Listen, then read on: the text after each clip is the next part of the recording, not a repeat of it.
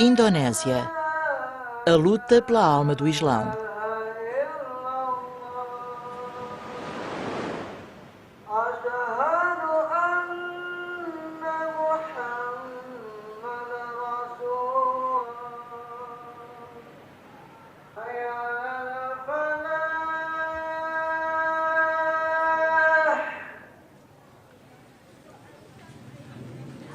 A 1 de outubro de 2005, num restaurante em Bali, um turista australiano tinha a sua câmara de vídeo ligada enquanto se sentava para jantar com a sua família.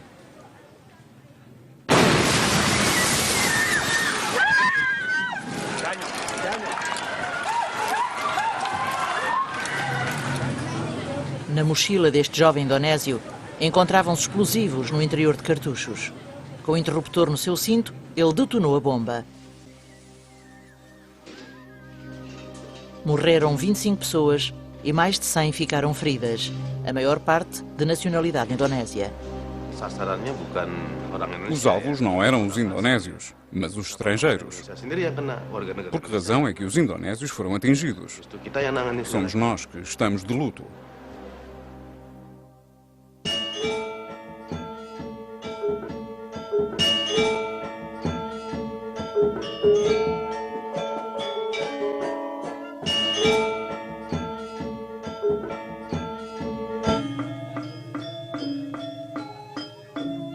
Na guerra contra o terror, a Indonésia demarca-se dos restantes países.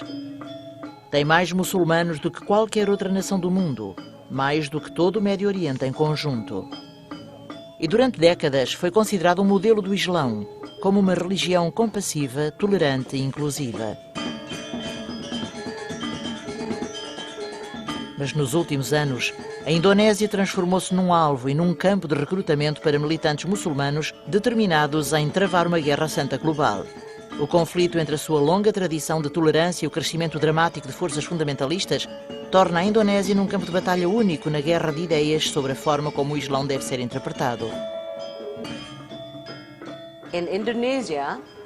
Na Indonésia, a religião é moldada pela cultura e tradições do povo. Temos mais de 300 grupos étnicos. Não é possível existir apenas uma vertente do Islão.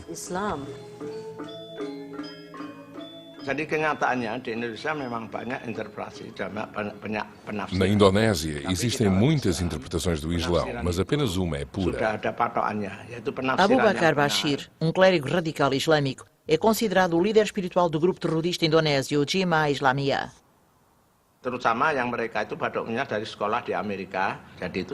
Existem fações influenciadas por aqueles que estudaram na América, mas eles ensinam uma perversão do verdadeiro Islão. O Islão e a democracia nunca poderão coexistir. No Islão, todas as decisões são baseadas na vontade de Allah. É uma alacracia.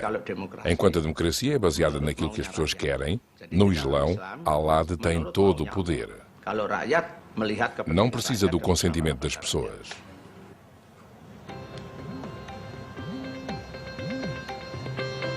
O desafio da Indonésia para o século XXI é demonstrar que a democracia e o Islão podem coexistir.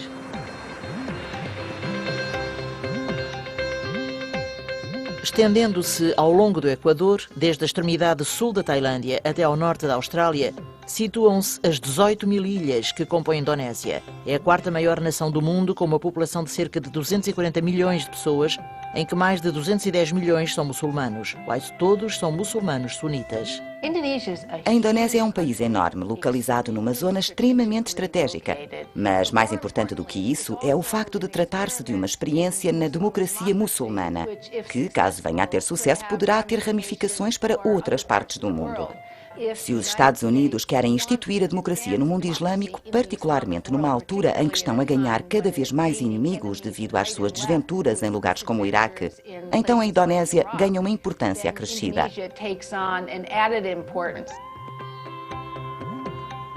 A República da Indonésia obteve a sua independência dos holandeses em 1949.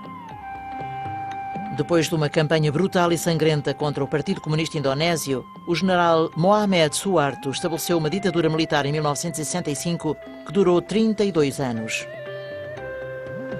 Sob o seu regime corrupto, os radicais islâmicos foram perseguidos e encarcerados. Alguns fugiram do país.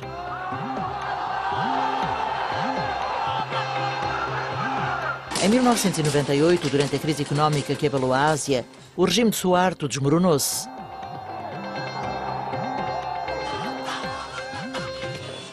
A democracia começou então a dar os seus primeiros passos. Isto permitiu que os militantes muçulmanos regressassem e se reorganizassem.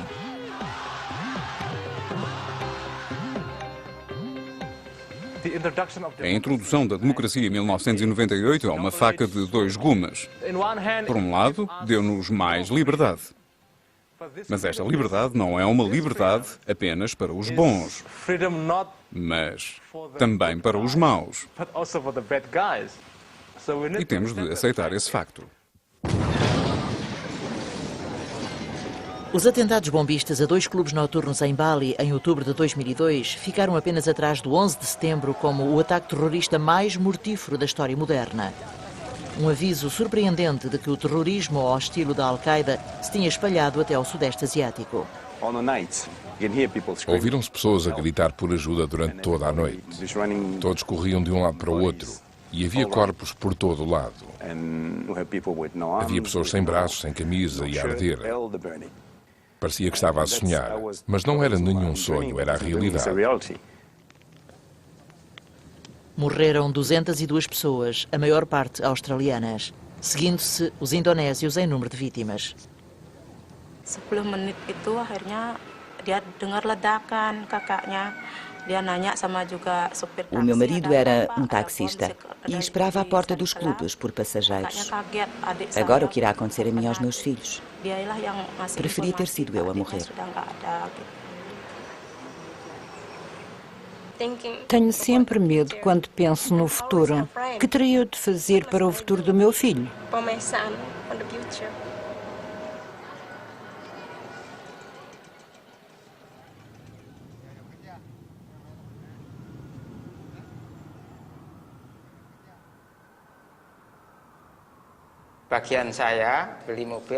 A minha missão era comprar o carro e uma tonelada de explosivos. O nosso alvo é a América e todos os seus aliados em todo o mundo que estejam contra os muçulmanos.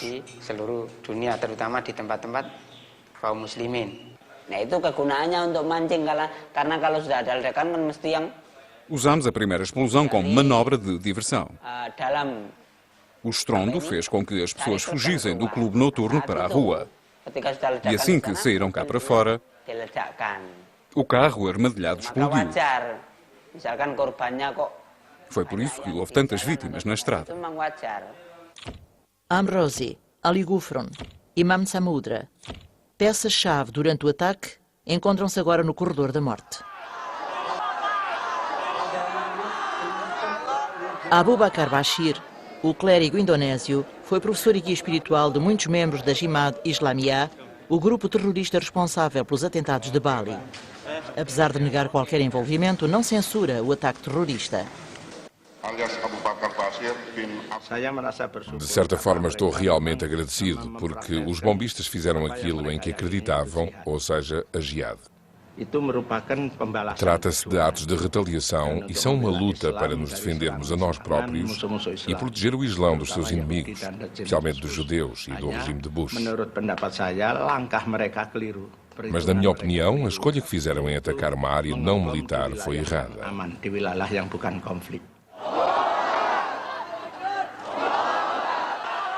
Autoexilado na Malásia durante a ditadura, regressou à Indonésia em 1998, quando as novas liberdades democráticas lhe permitiram regressar e restabelecer a sua liderança.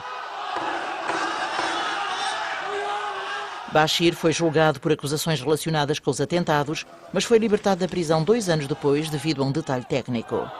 A curta sentença foi vista por muitos no Ocidente como uma prova de que os oficiais indonésios eram demasiado brandos em relação ao terrorismo. Mas, replicaram os indonésios, estavam apenas a fazer cumprir a lei, como todas as democracias devem fazer. Nós trabalhamos com base na lei. Se prendermos pessoas, temos de levá-las a tribunal. Segundo sei, algumas das pessoas que estão presas em Guantánamo, por exemplo, nunca irão a tribunal. É muito diferente, creio eu. Nós não podemos fazer isso. Não podemos fazer isso. Apesar da libertação precoce de Bashir, a polícia antiterrorista indonésia foi incrivelmente eficaz. Foram presas mais de 200 pessoas com ligações aos atentados de Bali. E a Jemaah Islamiyah, que tinha laços com a Al-Qaeda, sofreu um revés significativo. Mas o terrorismo não pode ser vencido apenas através da aplicação da lei. Temos de ir até à raiz deste terrorismo. E penso que os maus ensinamentos são a causa principal. Existem mais de 17 mil internatos islâmicos na Indonésia. Salvo raras exceções, ensinam uma interpretação moderada do Islão. Mas a mais famosa de todas é a escola Al-Mukmin, em Java Central, conhecida como Ngruki. A razão pela sua notoriedade reside no facto de vários dos seus diplomados terem estado envolvidos nos atentados de Bali. Atualmente, Ngruki acolhe cerca de 1.600 estudantes do ensino primário e secundário. O diretor da escola é Wahudin. Ensinamos disciplinas que abrangem várias áreas, incluindo autoajuda, capacidades políticas e como vir a ser um mujahidin, um lutador. Lutar para realizar o potencial de cada um e possuir o melhor conhecimento e melhor trabalho para maximizar as suas capacidades. Ensinam sobre a jihad? Ensinam a interpretação da... Claro que sim. A jihad faz parte do nosso programa de ensino. O Santo Alcorão contém muitos versos acerca disso.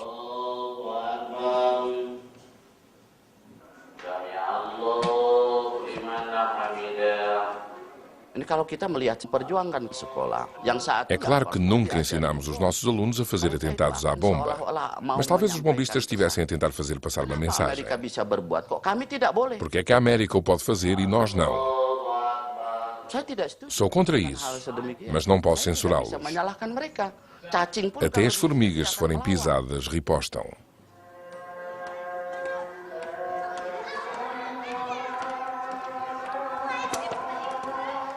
Quando eu andava na escola, o espírito de jihad era muito forte.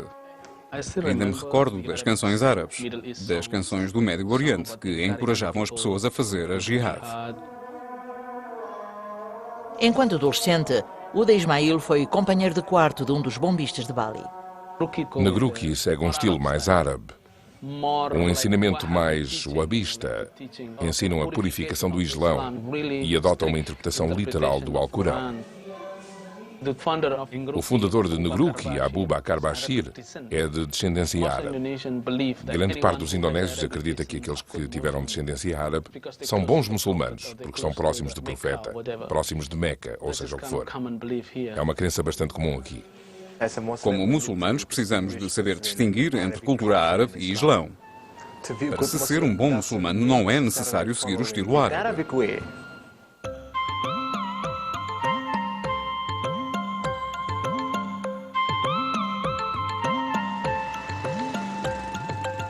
Existem culturas diferentes na Indonésia, que descendem do nosso passado hindu, mas também da nossa religião local.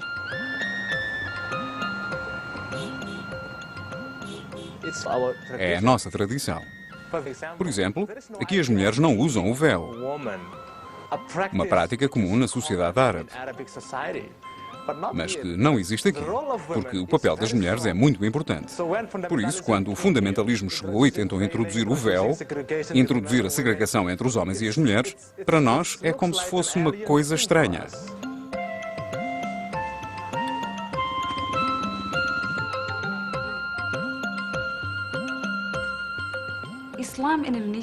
Na Indonésia, o Islão é muito mais tolerante, porque temos várias influências das culturas locais. Culturas hindus, tradições hindus, mas também budistas.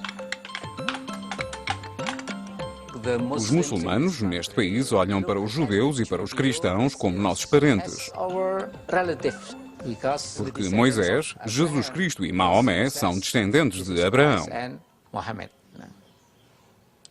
O próprio Alcorão diz que os muçulmanos não devem discriminar um grupo de seres humanos em relação ao outro.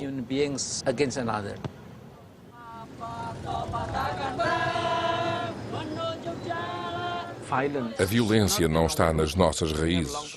Temos uma longa tradição de respeito. Mas o que alguns destes radicais indonésios fizeram foi basicamente sequestrar o significado do Islão. Neste momento, o que precisamos de fazer é contrariar a ideia, a ideologia dos militantes islâmicos. Precisamos de fazer uma enorme campanha. Requer um tipo de doutrina que respeite a vibrante cultura local.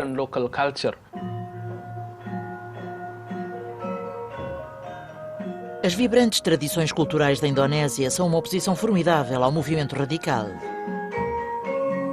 As formas de arte ancestrais, como os bonecos de sombras e grupos de gamelan, sempre prosperam com o Islão, tal como outros costumes e crenças.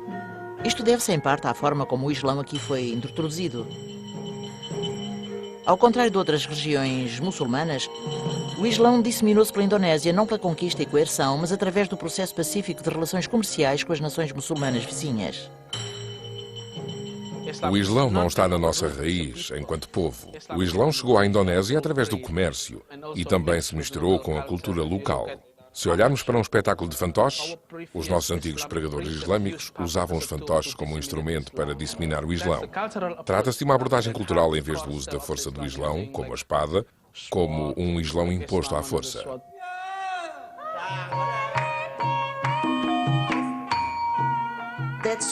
É por isso que o Islão na Indonésia tem sido visto como um Islão pacífico e moderado. Teve origem no Médio Oriente, mas tem coabitado aqui na Indonésia com muitos outros cenários culturais diferentes.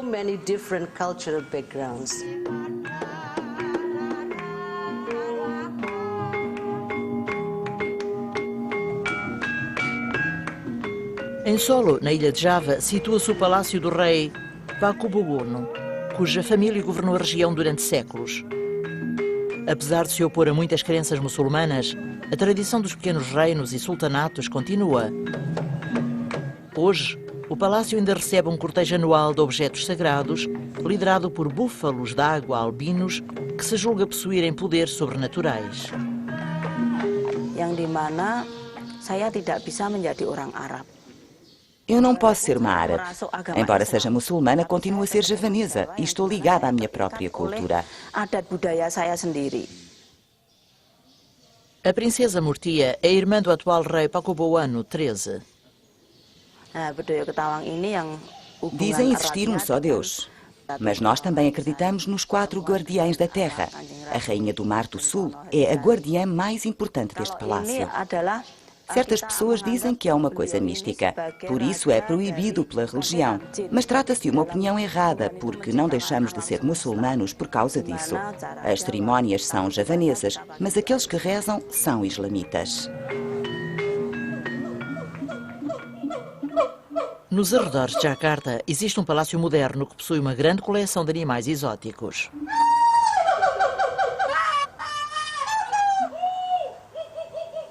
É a casa e o local de trabalho de Ki Jokobodo, um conhecido xamã. Os ritos que ele executa seriam considerados como uma blasfémia insultuosa por muitos muçulmanos árabes, mas a tradição dos curandeiros místicos, que muitos queriam possuírem poderes paranormais, remonta aos tempos pré-islâmicos na Indonésia. Jokobodo é um muçulmano que reza 5 vezes por dia e já fez a peregrinação a Meca mais de uma vez. É regularmente visitado por outros muçulmanos, a quem ele lê o futuro e faz ou remove feitiços.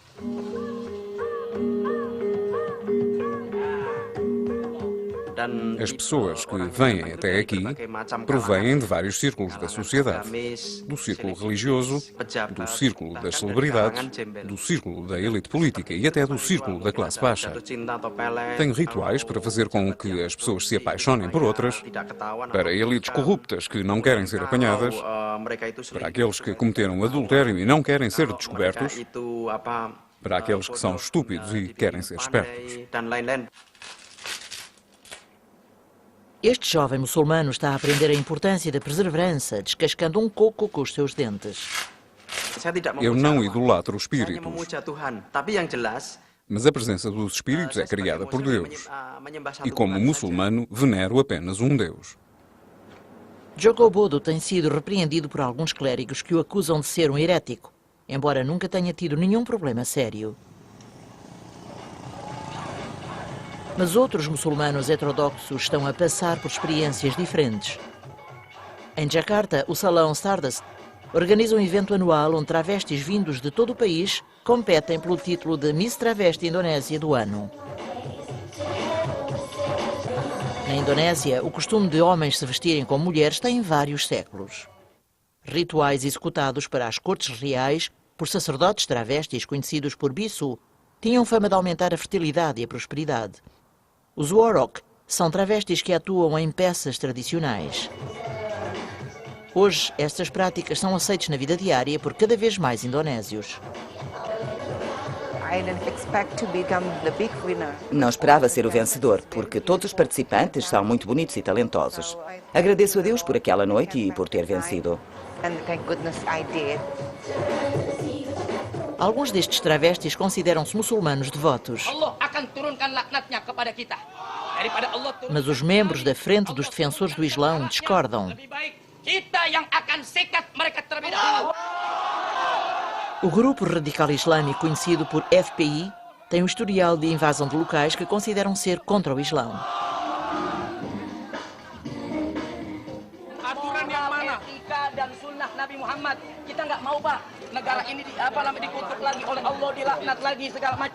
Soleh Mahmud juntou-se ao FPI quando era adolescente no liceu. É agora o secretário da secção de Jakarta, o centro de operações da organização. Alistei-me no FPI para ajudar a unir as pessoas, para lutar contra o declínio da conduta moral, a rejeição dos princípios islâmicos e a violência contra os muçulmanos. Primeiro pedimos aos políticos e à polícia para tomarem medidas, mas se não o fizerem, dirigimos-nos ao local de bastões em punho.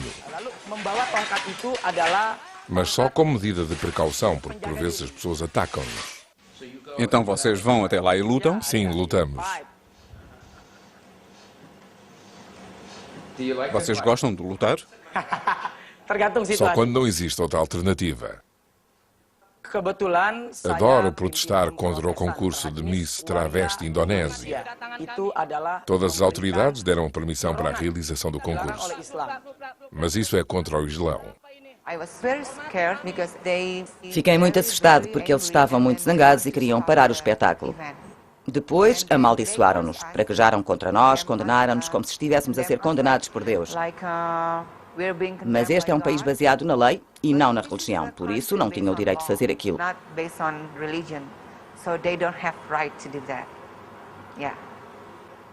Lalu saya katakan, memang ini bukan negara Islam, tapi juga bukan negara setan. Pode não ser ainda um Estado islâmico, mas não é de certeza um país onde as pessoas podem fazer tudo o que lhes apetece. Um dia as leis do Islão têm e irão tornar-se nas leis do Estado.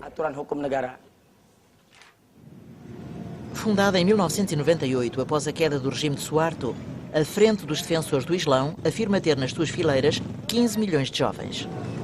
O grupo não é uma organização terrorista e é, na verdade, respeitado por alguns indonésios como uma força vigilante eficaz contra a imoralidade. O seu líder é o carismático clérigo Habib Rizik.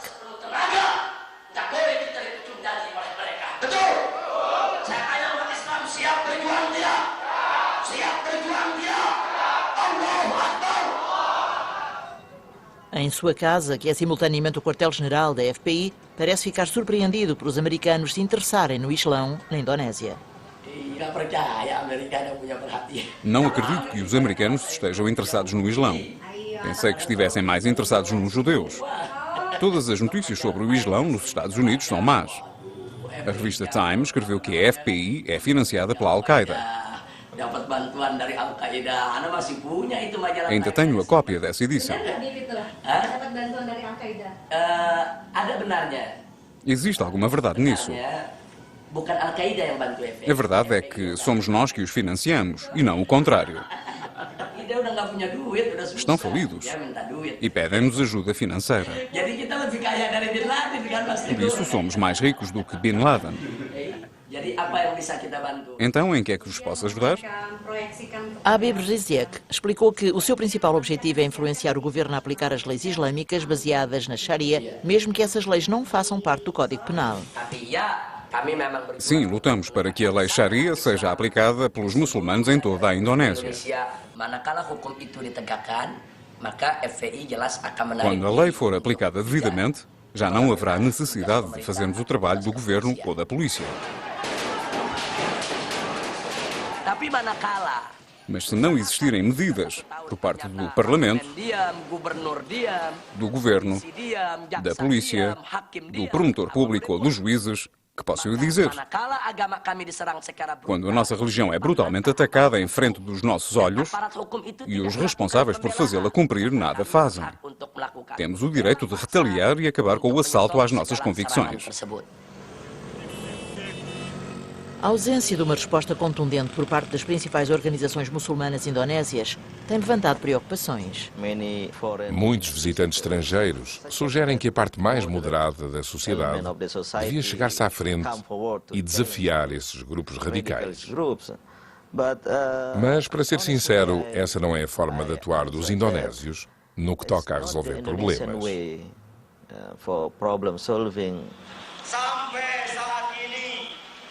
Din Syamsuddin é o líder da Muhammadiyah, a segunda maior organização muçulmana do país, com mais de 30 milhões de membros. Se nós condenássemos o radicalismo islâmico, iríamos criar um conflito no seio da nossa comunidade. Haverá sempre um grupo na comunidade que se quer defender das novas culturas porque são sensíveis à imoralidade como produto da secularização e da liberalização. Mas somos uma grande família. E uma vez que eles fazem parte da nossa grande família, devemos estender a nossa mão e trazê-los para o caminho moderado. Mas a ideia de defender a sua religião vai além de atacar as atividades que consideram imorais. Serve também de base para atacar outros grupos muçulmanos que interpretam o Islão de forma diferente. A Ahmadiyya é uma seita islâmica que acredita que Maomé não foi o último profeta. Uma heresia para muitos muçulmanos.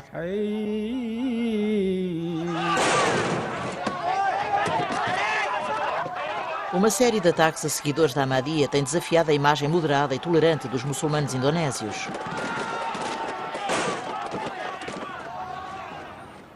O governo central em Jakarta tem-se mostrado relutante em atuar sobre os grupos fundamentalistas que não estão diretamente envolvidos no terrorismo.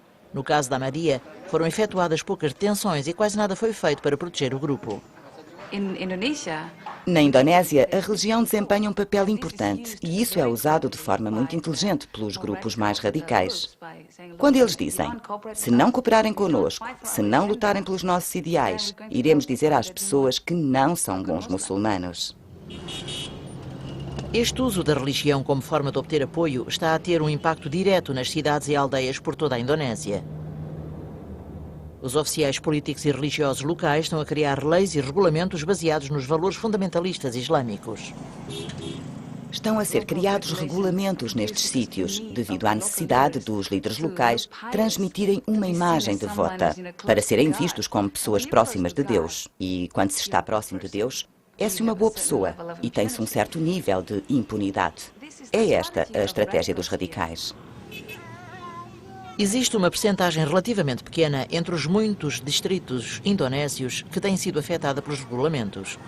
Mas em Tangerang, uma cidade com 1,5 milhão de habitantes junto a Jakarta, o impacto é óbvio. O presidente da autarquia deu ordens para que todos os estudantes usassem roupas islâmicas às sextas-feiras e rezassem de uma determinada maneira.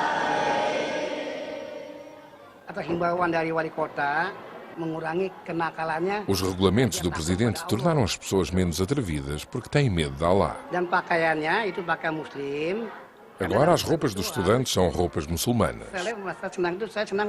Pessoalmente gosto muito do novo visual porque é todo branco. O Islão tem de ser sagrado, puro, tanto física como mentalmente.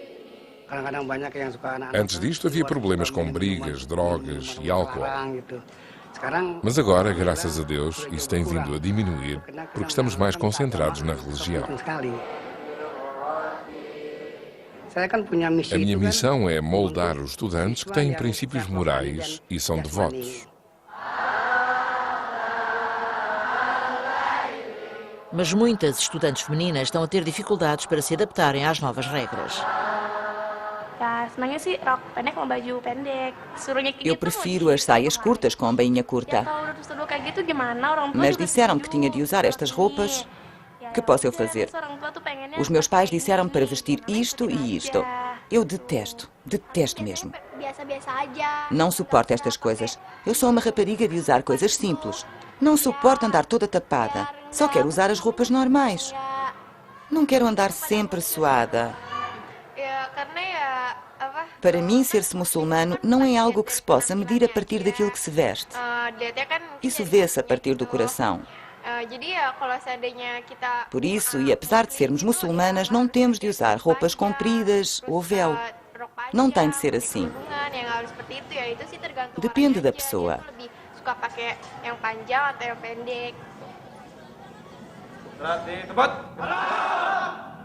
Para além de tudo isto, foi criada uma força de intervenção especial em Tangarang para fazer cumprir várias leis municipais recentemente aprovadas contra o álcool, o jogo e a prostituição. As mais afetadas são as mulheres. Lilis Lindawati é uma dona de casa e mãe de 2 crianças que trabalha como empregada de mesa em Tangarang. Era segunda-feira por volta das 8 da noite. Eu estava à espera do autocarro para vir para casa quando, de repente, fui agarrada por um segurança e atirada para dentro de um caminhão. Fiquei em estado de choque. Perguntei por que me estavam a levar e, finalmente, alguém me explicou que fui apanhada num raid contra a prostituição.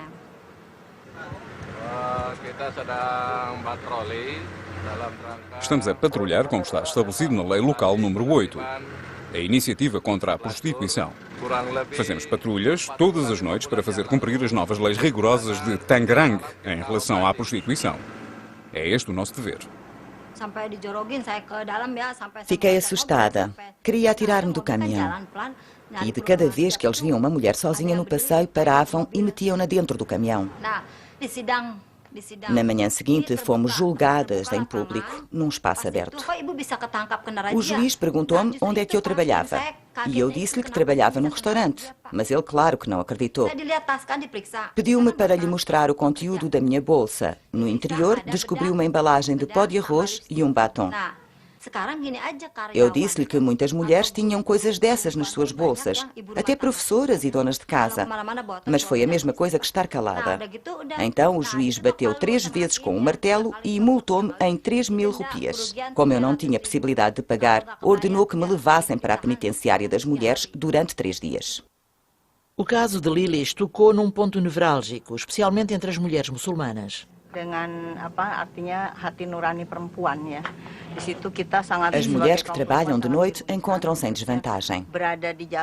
Como ninguém pode andar na rua à noite, isso de certa forma leva as pessoas a suspeitarem que são prostitutas. Qualquer uma pode ser suspeita, correto? Isso quer dizer que qualquer mulher que se maquilhe seja suspeita de ser uma prostituta e seja levada? Lilis processou a cidade de Tangarang por esta ter violado os seus direitos humanos. O caso foi rejeitado pelo juiz do distrito, mas os seus advogados apelaram a um tribunal superior. A história de Lilis provocou uma reação generalizada entre os muçulmanos moderados. No que diz respeito a pressionar o movimento conservador, as mulheres estão a tomar iniciativa. Estamos muito contentes com o processo de democratização na Indonésia, mas existe um cancro neste processo de democratização. Eva Sondari é um membro do Parlamento do Partido Democrático Indonésio. E agora a porta está aberta. Toda a gente pode lutar pelo poder de controlar as outras pessoas.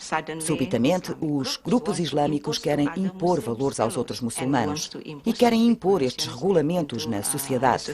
Primeiro, a nível local, depois avançar para um nível regional e a seguir para um nível nacional. A nível nacional, foi introduzido o chamado projeto Lei Anti-Pornografia por membros do Parlamento, sob pressão de grupos islâmicos conservadores. Contém regulamentos em relação à nudez, um código de vestuário para as mulheres e até mesmo um código para as demonstrações públicas de afeto. As pessoas beijam-se umas às outras em público. Eu beijo o meu pai em público. Mas agora, por que não nos deixam fazê-lo? Para além disso, se um marido e a sua esposa se encontrarem num aeroporto, é normal que se beijem. Mas existe um artigo engraçado neste projeto-lei que diz que não se podem beijar durante mais de 3 minutos. Penso que é uma jogada muito inteligente por parte dos conservadores que usam este tema da pornografia. Eu não sou a favor. O que acontece é que as pessoas que estavam contra o projeto de lei são agora apelidadas de a favor da pornografia, o que não é verdade. As mulheres são o alvo principal da lei, que é muito sexista. Um dos artigos diz que não podemos mostrar o nosso corpo, a nossa pele, porque provoca excitação sexual.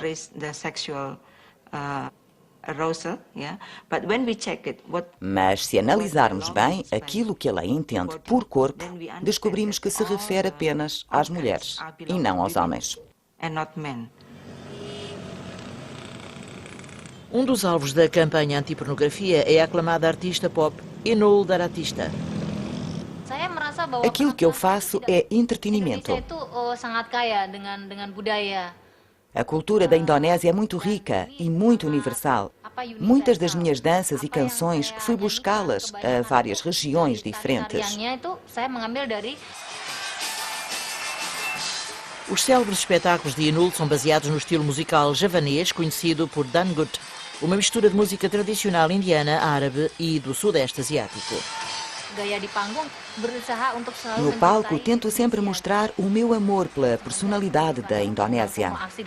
Mas desde que a lei anti-pornografia foi aprovada, tornei-me numa espécie de bode expiatório para as pessoas.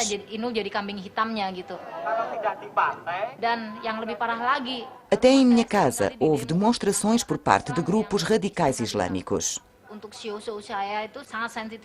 Os meus espetáculos estão a tornar-se numa coisa muito melindrosa de se fazer em público, especialmente se for ao ar livre. Em Kotapa havia quase 30 mil pessoas à espera para entrar, mas a autorização foi retirada. Os meus patrocinadores sofreram um grande prejuízo e todos foram para casa desiludidos. Isto acontece muitas vezes, porque certos grupos islâmicos protestam, fazem declarações, petições e recolha de assinaturas. Penso que algumas autoridades têm medo dessas organizações radicais. Dentro em breve, as pessoas não terão respeito pelas autoridades. Em vez disso, irão respeitar esses grupos. E depois o que será da Indonésia? Na ilha de Bali, onde a maioria das pessoas são hindus, a lei anti-pornografia foi particularmente problemática. Em Bali, opomos-nos com veemência contra esta coisa da anti-pornografia. Como podem ver, o turismo é o nosso estilo de vida. As pessoas nadam na praia, na piscina. E a nossa vida diária, a própria religião, tem vindo a fazer isto há milhares de anos. Mesmo nos símbolos divinos, existe uma certa nudez. Mas não dizemos que isto é pornografia. A lei anti-pornografia foi longe demais e a oposição fez-se ouvir em massa. Acabou por ser rejeitada e está agora a ser reformulada. Impedimos-la de ser aprovada porque é antidemocrática. Vai contra as práticas muçulmanas e islâmicas. Para mim, o Islão é muito democrático. O Islão concede poder às mulheres. O casamento entre Hanifa e Abdullah Salman faz parte de uma antiga tradição matrimonial javanesa, mas é essencialmente uma cerimónia muçulmana.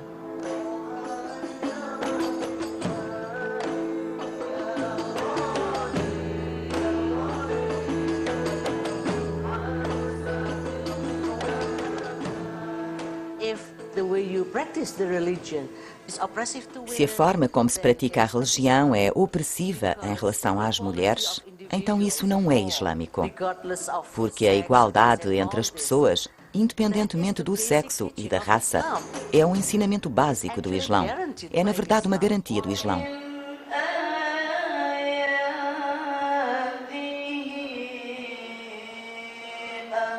Por entre todo este esplendor javanês, a cerimónia termina com uma oração muçulmana.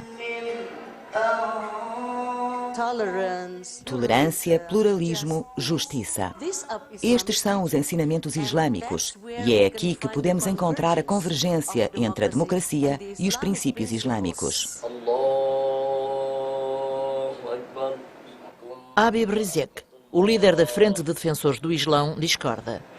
Tal como Abu Bakr Bashir, ele insiste que o Islão e a democracia não são compatíveis. A origem da lei na democracia é o homem, enquanto no Islão é Deus. É Allah e os seus profetas que decidem se uma coisa é proibida ou não. Mas em democracia, as pessoas discutem sobre tudo e mais alguma coisa, mesmo que isso já esteja escrito no Alcorão.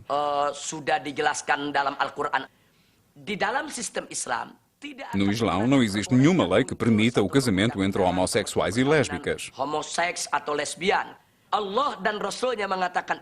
Allah disse que isso era proibido. A religião diz que isso está errado. Por conseguinte, essa lei nunca poderá existir no Islão. Porém, em democracia, se o Parlamento acordar que isso está correto, as pessoas podem casar-se com animais. O mesmo não acontece no Islão. Enquanto Rezek e os seus seguidores gostariam de ver a Indonésia tornar-se num Estado islâmico, o objetivo do movimento de Bashir é estabelecer um califado global, na verdade, um império muçulmano, como os grandes califados do passado, governado por um clérigo supremo chamado califa. Eu luto, esforço-me e sonho com a criação de um califado, porque o próprio profeta Maomé diz que no final desta era irá surgir um califado que fará do mundo um local mais seguro e pacífico. Foi a sua promessa. Por isso, o Islão deve prevalecer. Se o Islão fosse derrotado ou suprimido, o mundo acabaria. É tão simples como isso. A visão de Bashir é adotada por muitos extremistas islâmicos, incluindo Iman Samudra, que se encontra agora no corredor da morte devido ao seu envolvimento nos atentados de 2002 em Bali.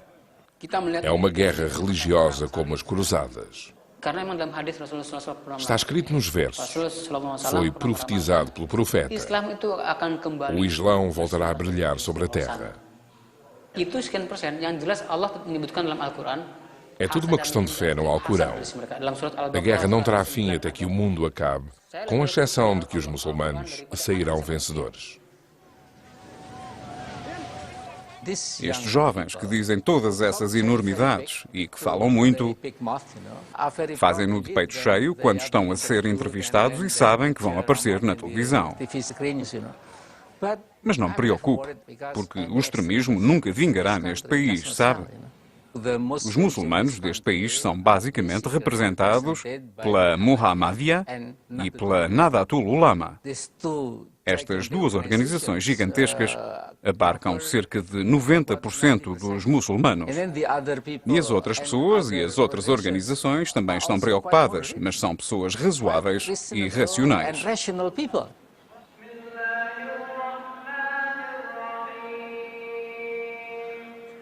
Por isso, o fundamentalismo, o radicalismo e o extremismo são ramos militantes do Islão. Representam apenas uma pequeníssima fração da comunidade islâmica.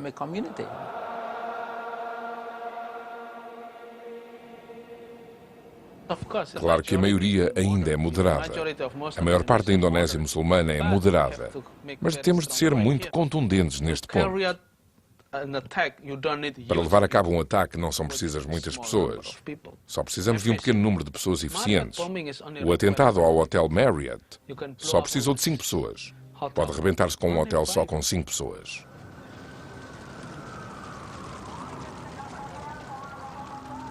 Em agosto de 2003, o Hotel Marriott, na Baixa de Jakarta, foi alvo de um atentado à bomba. Morreram 13 pessoas e 120 ficaram feridas.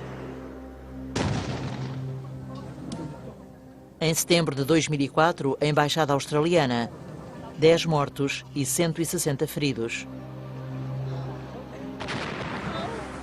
Então, em outubro de 2005, ocorreu o segundo atentado em Bali. Então, de que forma é que nos podemos opor ao terrorismo? Como podemos pôr fim a isto? Hermawan Solistio é um investigador académico e especialista em contra-terrorismo na Indonésia que orienta investigações a ataques terroristas. A única forma de inverter a situação é combatendo o discurso, delineando uma nova estratégia de informação com nova substância. Mas em termos de discurso, os meios de comunicação nos Estados Unidos saem completamente derrotados. Perderam a batalha do discurso. América! América! América! Existe uma crescente preocupação entre os analistas indonésios de que as políticas dos Estados Unidos estejam a impulsionar acontecimentos mundiais que deem credibilidade e legitimidade aos extremistas islâmicos, empurrando os muçulmanos moderados para campos mais radicais e os radicais para o terrorismo. A guerra no Iraque é um dos fatores pelo qual as pessoas aqui na Indonésia ficaram zangadas, ao ponto de estarem dispostas a juntar-se a estas organizações.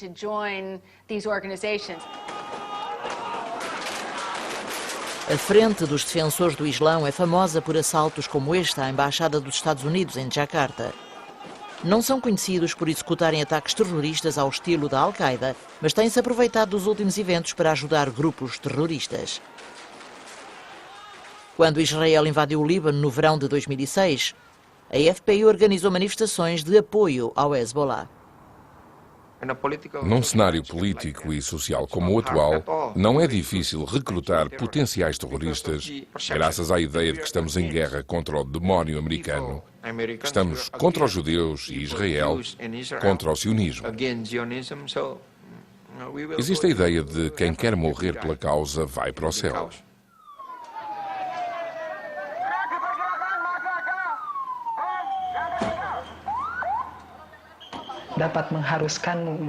Os meus irmãos têm de perceber que os mártires,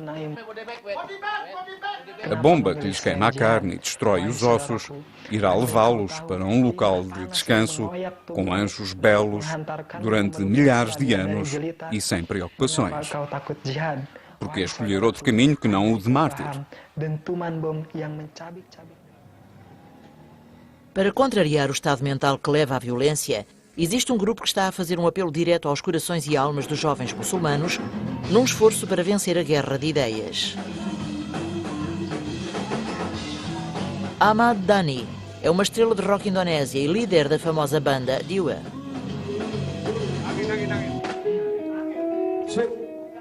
Também eles foram atacados pela FPI. Como resposta, Dhani escreveu Lashkar Cinta, os Guerreiros do Amor.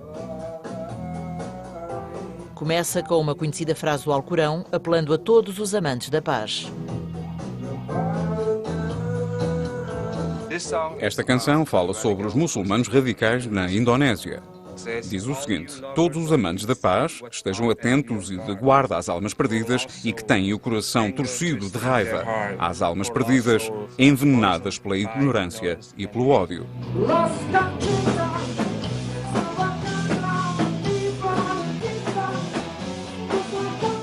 Os radicais estão sempre a dizer que os cristãos, os budistas, os hindus ou os judeus vão para o inferno. Eu não acredito nisso. Por isso, fiz esta letra. Se o ódio já te envenenou contra aqueles que têm uma religião diferente, então o mal já se apoderou da tua alma. Então o mal já te tornou no seu abraço maldito.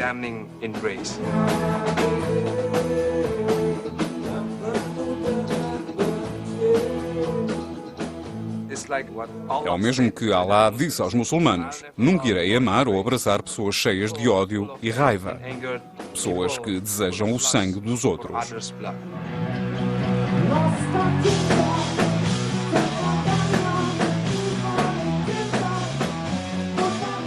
O enorme sucesso da banda de Dhani, os Dewa, com a sua mensagem do Islão como uma religião verdadeiramente compassiva e amante da paz, é um sinal de esperança em relação ao futuro da Indonésia.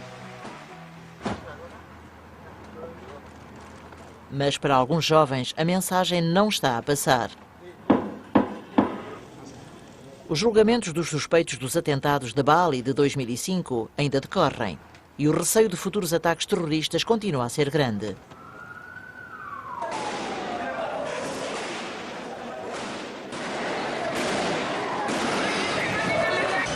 A polícia conseguiu matar um dos cérebros por detrás dos atentados de 2005 durante um tiroteio no local onde se encontrava escondido.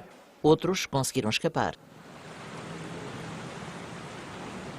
Mas a maioria dos indonésios continua otimista e tem confiança no futuro da democracia na Indonésia. Este terrorismo é praticado por um grupo muito reduzido de pessoas.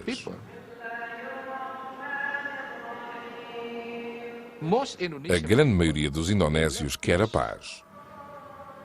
Não são terroristas.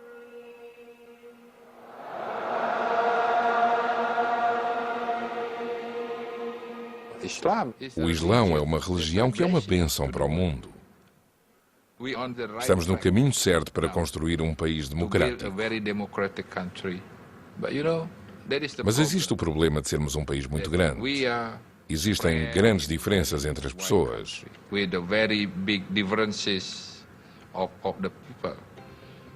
Algumas pessoas já vivem na era da informação, utilizam computadores e todas essas coisas.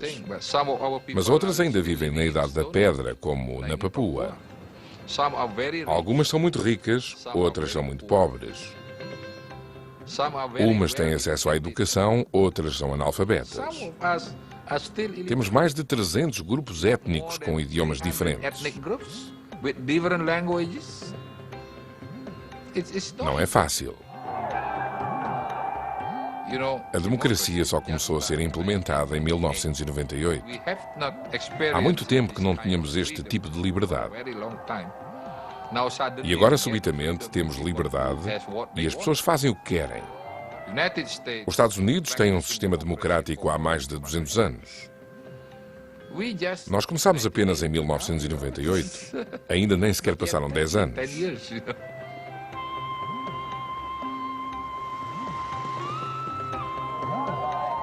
Claro que temos muitas controvérsias no país. É precisamente esse o sinal da democracia. Por isso, deixemos que o processo democrático faça o seu trabalho.